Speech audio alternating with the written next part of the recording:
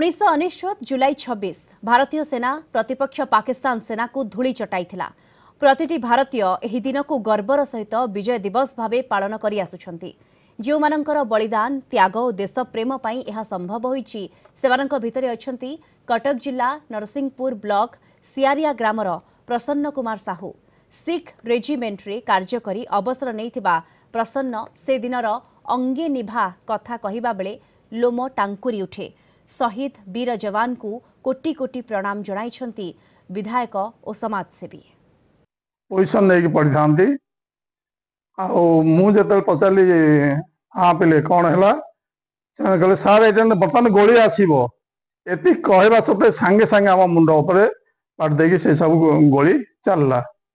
आम किसी विलंब न करी सांगे सांगे गोली उत्तर दिगला एवं पहाड़ पर से पोस्ट को सुरक्षित करला पर से मु टांग वन को जाइए सेठे भी से अनुसार जिते सब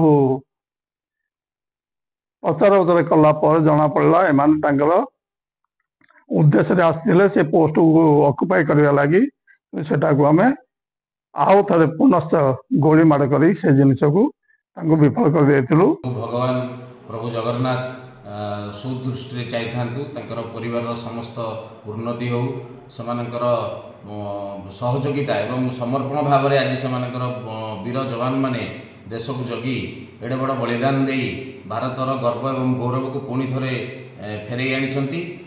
कारगिल युद्ध में सब बड़ जिनस जे युद्ध असंभव युद्ध थिला जहाँ कि संभव करने ये जो जवान मानकर बलिदान को आम भाषा वर्णना करें। विभिन्न समय गोलीर पाखापाखि होते